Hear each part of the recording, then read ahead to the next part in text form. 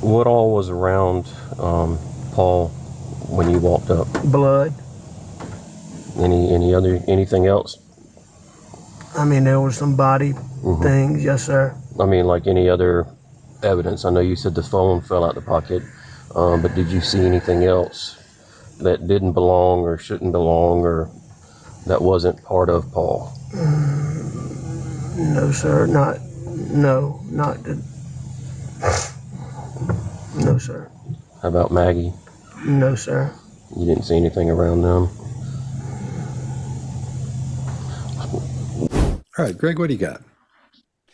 Yeah, everything we talk about in everything is about baseline. So we start from whatever is normal for the person in the situation. Again, it's not normal for you to sit around in your on your couch eating Cheetos. That baseline. We're talking about the baseline you're dealing with when you're asking non-pertinent questions. So we see some of that. We see him starting off with more of that same factual baseline, and he's fairly normal until he's asked about Maggie. We'll talk about that in just a minute. But there's no grimace or distaste or any negative emotion about blood or body stuff around his son. Anybody find that odd? I mean, all kinds of people deal with things different ways. If you found a dog who had been shot, you would probably have a grimace around that, not your child. And I will say this, we say sudden politeness matters, but this is low country South Carolina. That sudden politeness is just politeness. In the part of Georgia I live in, there are people who refuse to call me by my first name because I'm older. And so it's just part of the culture, just to point that out. There could be a reason, but I don't think it is. It's out of character that he retracts the side of his mouth and does some odd thing with his mouth. He grimaces when he's asked, is there anything around Maggie? He does that. He absolutely does not answer the question, nods his head a little, shakes his head a little, and makes eye contact for the first time in the entire video. We talk about baseline. We talk about deviations from baseline. Ding, ding, ding. I would say, hold on a minute. Why did you suddenly do something different? Or I'd make a mental note and come back and poke and prod it again and again and again. Chase, what do you got? This guy's a prosecutor which I learned from Greg as we were kind of ramping up for this episode on Zoom. And he's probably tried a bunch of cases.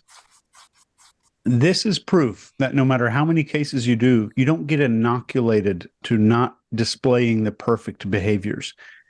All four of us, you can go back and watch us through these videos. We get stressed out. Our blink rate goes up. We have the same human responses that anyone else does. It doesn't give you some hall pass to never display these behaviors again when you learn them. And that's what we're seeing here. A prosecutor who probably thought that he was inoculated against all of this stuff. He knew what to say. He didn't know how to say it. And that's the big difference. And Greg, I'm just going to say this politeness that we are seeing here is a spike. And it's not really present anywhere else here. And I'm Arkansas. My family's all from Arkansas. I see a lot of that, but the moment it spikes up higher than it ever does in the conversation. So I'm just going to look at it as a one data point, not some big thing that reveals anything. Right about the specifics concerning the crime scene. And he's gone from no emotion and minimal responsiveness to more responsive, more eye contact, and suddenly using the word sir. I would just say this is a little spike here that's concerning to me.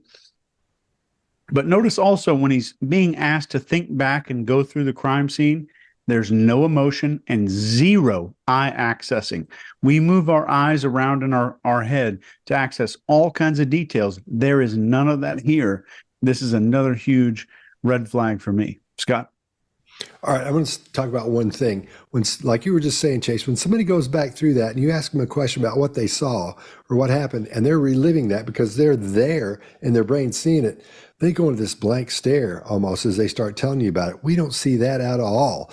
This guy isn't doing anything that normal humans would do, or that in my experience so far, things that I've seen, where a person explaining what happened or describing a scene or what was going on there doesn't do anything they normally do, or that I'm under the impression they normally do. There's nothing. And you're right, Greg, when he connects with them, it's not that connection of what the hell. There's nothing. I'm going to go back to what I said earlier. There's nothing happening here that says I'm worried about this. I can't believe it. This has got me stressed. It should just be freaking him out, and it isn't. Except for that, he tried to pull it off the top with that fake cry, which we all during the thing we got the giggles off us because it looked like he was laughing. If you go back and watch that, you'll see what I'm talking about. But man, this doesn't show anything it should be showing for someone who's gone through something so horrific. Mark, what do you think? Yeah, I agree with all. Can I correct one thing, Mark, before you start? Yeah, go for it. I just double checked. He apparently did volunteer work in the solicitor's office, so he wasn't a full-time prosecutor. Just for your knowledge. Okay. Yeah, it's just too calm, just too still, and it's not the stillness of shock, because the tension would be in his body. You'd see him stuck there. You'd see some kind of catatonic state. He's too soft. It's too cool. It's too much like he's he's sitting on the couch eating Cheetos. It's just that kind of softness and rhythm.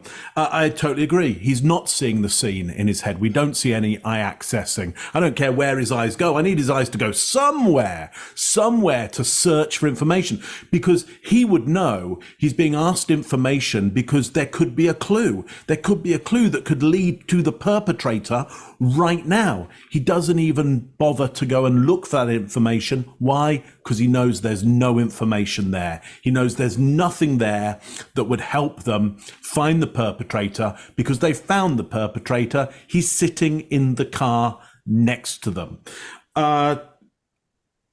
Just no shock, no looking to the scene, so nonchalant.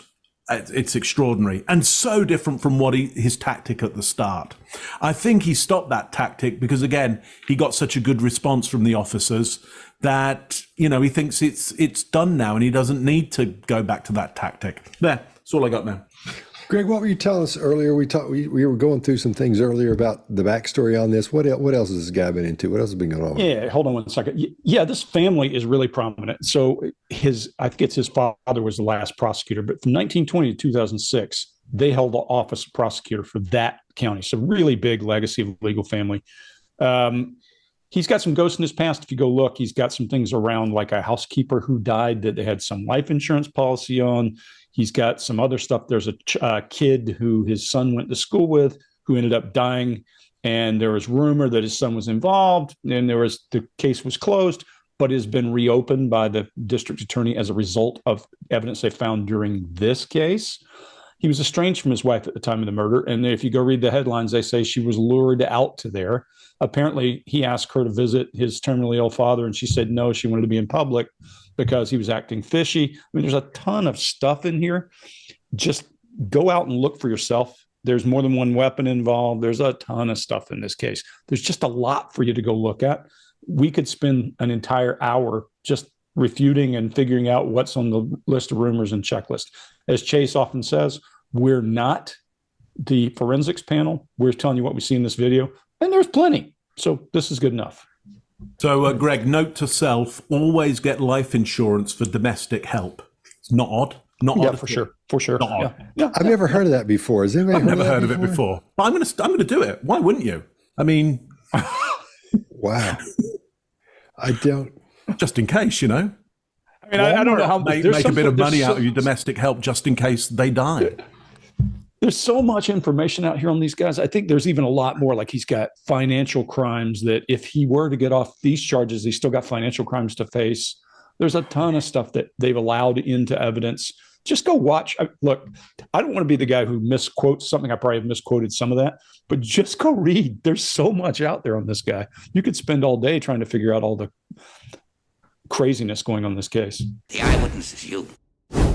What all was around Paul when you walked up? Blood. Anything else? I mean, there was some body things, yes, sir. I mean, like any other evidence. I know you said the phone fell out the pocket, but did you see anything else that didn't belong or shouldn't belong or that wasn't part of Paul? No, sir. No, sir. How about Maggie? No, sir. You didn't see anything around them? If you like this video, get the full body language breakdown and analysis on our main channel by clicking this video right here.